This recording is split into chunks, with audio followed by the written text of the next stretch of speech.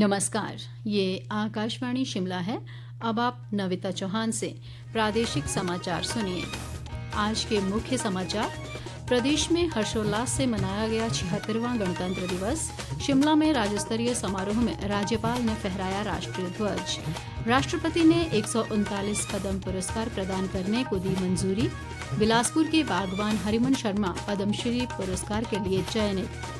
मुख्यमंत्री सुखविंदर सिंह सुक्खू ने कहा, राष्ट्रीय स्तर के खिलाड़ियों के लिए जल्द लाई जाएगी नई नीति। और विपक्ष के नेता जयराम ठाकुर ने प्रदेश में दवाओं के सैंपल फेल होने पर जताई चिंता।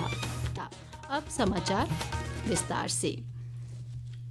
देश सहित प्रदेश भर में 76वां गणतंत्र दिवस आज हर्षोल्लास से मनाया गया।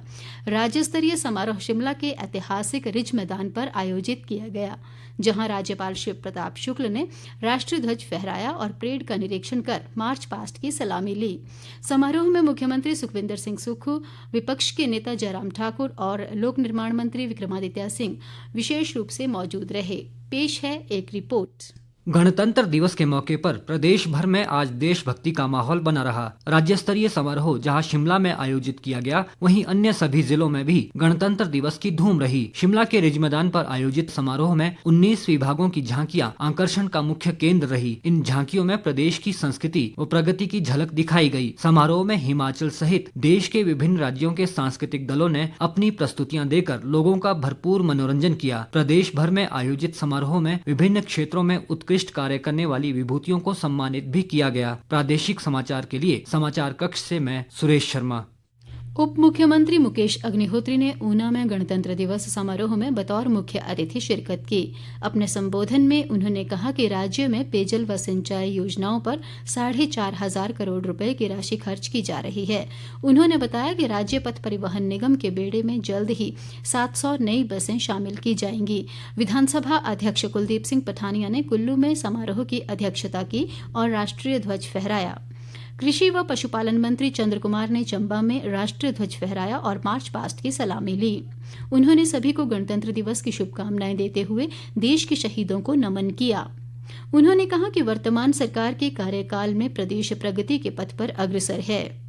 मंडी में गणतंत्र दिवस का जिला स्तरीय समारोह ऐतिहासिक सेरी मंच पर आयोजित किया गया।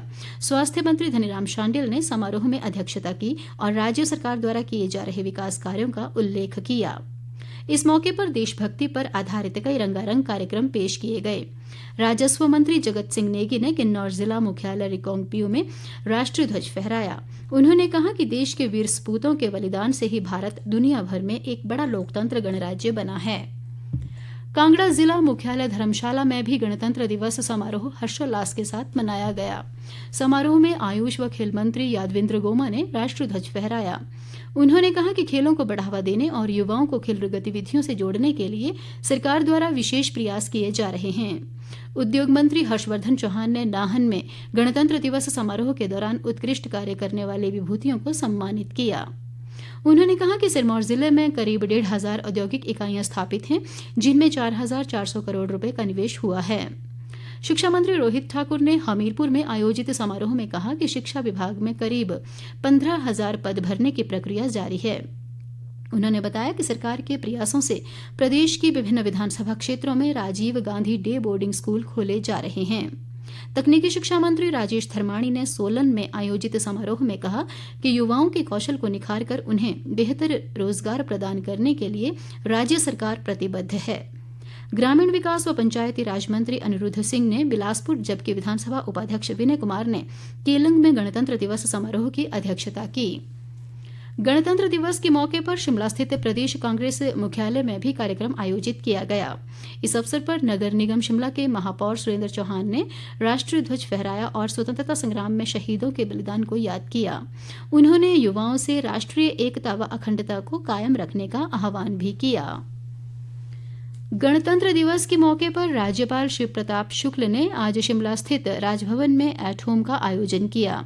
इस अवसर पर प्रदेश उच्च न्यायालय के मुख्य न्यायाधीश न्यायमूर्ति गुरमीत सिंह संधावालिया, विपक्ष के नेता जयराम ठाकुर और लोक निर्माण मंत्री विक्रमादित्य सिंह सहित कई अन्य गणमान्य लोग मौजूद रहे। ताज़ा समाचारों के लिए आप हमारे Facebook page all India radio news Shimla, x handle @AIR News_Shimla और यूट्यूब चैनल पर AIR शिमला न्यूज़ पर लॉग इन कर सकते हैं। बाकी समाचार इस अंतराल के बाद।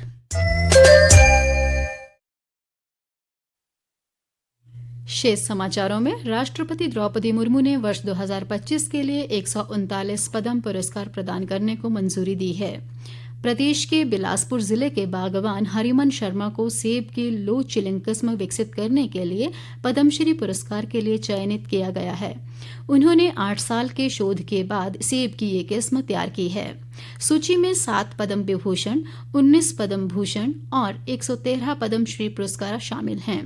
भारतीय लेखक MT Vasudevan Nair, Suzuki motor corporation के पूर्व अध्यक्ष ओसामू सुजुकी और गायिका शारदा सिन्हा को मरणोपरांत पद्म विभूषण से सम्मानित किया गया है।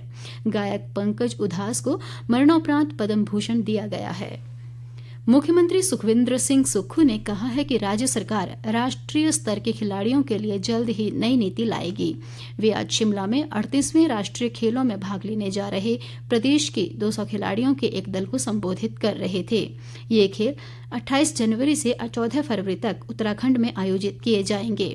मुख्यमंत्री ने खिलाड़ियों को शुभकामनाएं देते हुए कहा कि सरकार ने खेलों और खिलाड़ियों की सुविधाओं को बढ़ावा देने के लिए कई तरह की पहल की है। इसके तहत जिला स्तर पर बुनियादी खेल ढांचे का विकास किया जा रहा है। मैंने देखा कि बच्चों को जो डाइट मनी थी वो बहुत कम थी।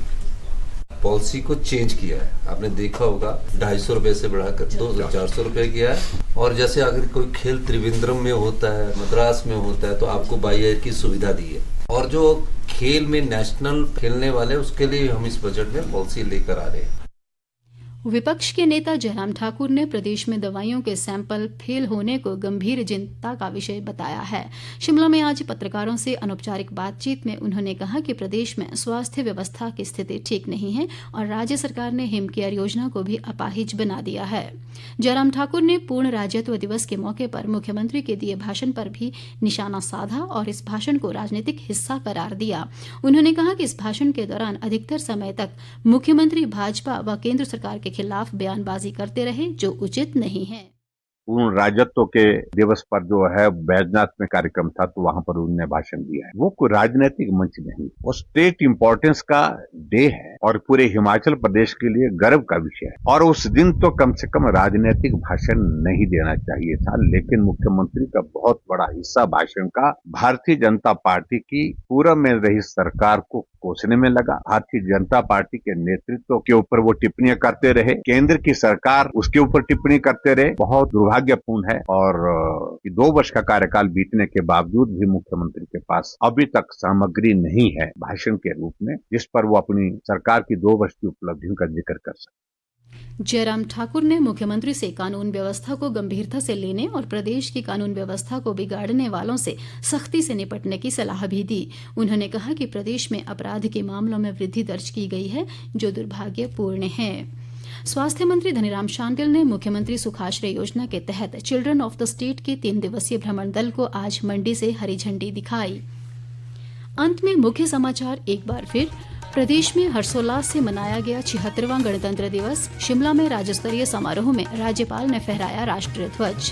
राष्ट्रपति ने 139 पद्म पुरस्कार प्रदान करने को दी मंजूरी।